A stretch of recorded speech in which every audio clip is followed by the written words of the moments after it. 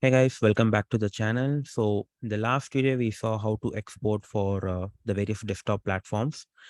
And we also saw how to encrypt and decrypt our export presets CFG file.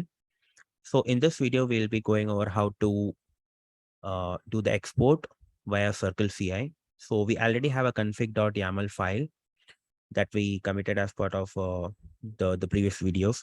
So in that empty config.yaml file, we'll be adding the actual config that is needed to do this automated build process, right? So in order to do that, all you have to do is just click on log into your CircleCI, go to your dashboard, click on the dashboard and make sure you choose your project. And then in the right side, you can see the actions, right?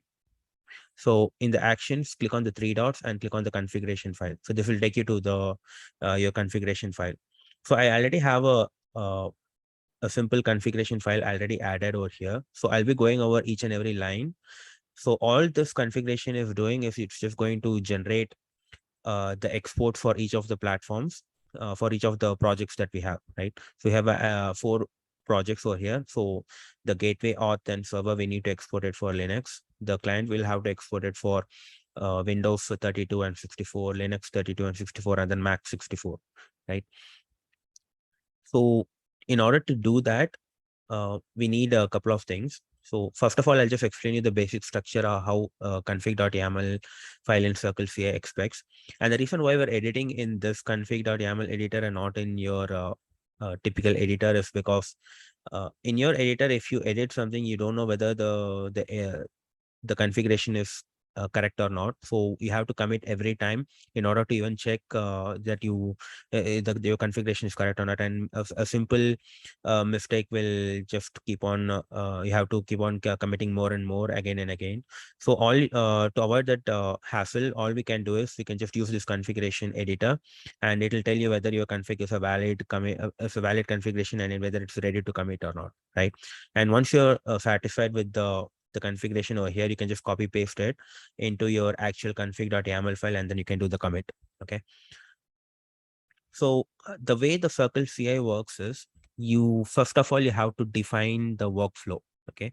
So at the bottom, in the line number 70, you can see the workflows, right? So you just have to create this workflows first. And inside this workflow, you have to name your first workflow. So our first workflow is going to be build all workflow. This is basically, you can name it anything you want. So I basically named it in such a way because I wanted this particular workflow to build for all the platforms. And inside this workflow, you can have multiple jobs. So the first job that we are going to have is the build job, right? The build job will uh, export to all the different platforms that we want. So we have created this job called Windows, Linux, and Mac. So basically, as the name suggests, it's going to build for Windows, Linux, and Mac. By the way, you can name it anything you want. I'm just naming it what makes sense, right? So if you go to this job, so whatever the job that you name over here in this jobs, you have to create this jobs config over the top, and then you have to name it exactly that should match over here. So if you're going to name it build Windows, Linux, Mac, you have to name it the same way so that this job is the one that will be running, right, in your workflow. Now, in the job, what we are going to do is we are going to use an executor. Okay. So to define an executor, you again have to define the executors over the top. And we are going to have one single executor for this entire process, at least for the desktop exporting. And we are going to use a Linux executor, and we are going to use Docker for that. And we are also going to use an image that CircleCI provides by default. So this is a CircleCI base image, and this is a Linux image, right? So if you want to look at all the images that CircleCI provides, you can go to circleci.com developer/images, and you can see all the images that we have. We also have an dedicated Android image, which you can use, which you'll be using to export for Android in a later video. But for now, we are just going to use the CircleCI base image for now. And in order to download this image, you have to give your Docker Hub username and password, right? So this is again we covered it in the previous tutorials where we created this Docker Hub username and password, and we created new account for it. And all you have to do is you just give this Docker Hub username and password, but don't give it directly your username and password over here. So we'll be using as you can see, this is an environment variable. So the way we say it's an environment variable is because it's followed by a dollar symbol. I'll show you how to where to add this. So if you go to your dashboard, actually, you know what? Yeah, if you go to your dashboard, yeah, if you go to your dashboard and then click on the three dots and then click on the project settings, it'll take you to your project settings, and all you have to do is just click on, I believe, yeah, environment variables. And you can add as many environment variables as you want for your particular project. So for this particular top-down shooter project, I've added all these environment variables. Don't worry, some of these are not needed for now. For now, you just need to add the the Docker Hub username, the Docker Hub user, the Docker Hub password, and we also need to add this encrypt password. So this encrypt password is the one that we covered in the last video, where we uh, have this encrypt password to encrypt our CFG file, right? So we have to add this encrypt password, and then we'll also add this game name so that we can name it. We can change the name of our game during export directly from CircleCI. So again, so you can have the game name defined here as well. And we also need to define the Godot version that we're going to use. So if you're going to use a 3.5 table, then you can just name it as 3.5. Okay. The reason why we are using Godot version, I'll show you here. First of all, we have added the Docker Hub user and Docker Hub password, right? So this is the authentication that it will use to download the image in this executor, okay? And we're going to use this executor in this particular job, which is running as part of this workflow, okay? That is how the entire CircleCI setup is working. Now, in this job is where we'll be defining the steps that we want to run as part of this job, okay? So in this Docker executor, basically in this Docker image, is like a container where we'll be running all of these steps, right? So the first step is to check out. So since we have already told CircleCI what our repo is, and it has the access to our private repo or public repo, whatever it may be. So it knows the location of a repo, right? So all the first line is doing, the line number 13 is doing, if you're going to check out your repo. And once it has checked out, it will go inside your folder. So basically what it'll do is it'll check out this repo and then it'll feed into this top-down shooter folder. Okay. So now we have these 4 other projects over here, right? Now, the second step that we are going to run is a command. And it's going to be a series of commands. So that's why I'm piping all the commands with the help of this pipe symbol. So all it does is it runs each of these commands one by one, right? So when you have multiple commands, you can just use this pipe and then you can just name all your commands one by one. Okay. And this is like a run step. And in the run step, you can actually give a name for this step. So the first thing that we're going to do is install all the dependencies. So since this is a Linux box, Linux base image, so the first thing obviously we're going to do is a sudo apt get update. So this is a typical Debian update so that we get all the latest OS updates, right? And then we're going to install some necessary tools, Linux tools that will be using. So the first one is wget, which is basically a tool that we'll be using to download all the necessary files that we want. And we also have zip and unzip to zip and unzip files. And then we have the GNU PG, which we used in the earlier video to encrypt and decrypt our CFG file, right? And since we have already checked out and we are in the folder, we can just directly run the make decrypt CFG file. So the make decrypt CFG is nothing but it's just running this command. And the encrypt password, we have already given it as part of the environment variables in the CircleCI. So it will take it from there and then it will decrypt our GPG files, and then it'll create this export preset CFG files inside the Docker image. Okay, basically inside this Docker image, it will create those files. Now, once this is done, our project is set, and we are ready to download the Godot executable as well as the Godot export templates. Right. So the way we download it is, so this is the second step. So we are going to download the Godot executable. Okay, and we can download the Godot headless version because as you can see here, yeah, the headless build includes the editor tool functionality that enables you to run, test, and export projects in an automated manner, right? So we're going to export projects in an automated manner in CircleCI, and hence we can directly use the headless version. So this is the URL for the headless version, and we can just pop in our Godot version directly in these two places. And this will make sure that anytime we change the Godot version, if that particular version is available, this URL will be downloaded with the help of this wget command, and will be essentially using that particular Godot version, right? You just have to make sure that whatever the Godot version that you mentioned over here, this URL is a valid URL. And once that is done, so this will basically download that headless Godot executable, and then we are going to unzip that executable. Again, the name of the file, they're maintaining a kind of consistent naming convention, and that's the reason why we can just swap the version with this Godot version, right? And then we are going to, once we have unzipped the executable, we are going to move the Godot. So we are basically, what we are doing here is this is after extracting, this is how the name of the executable is, right?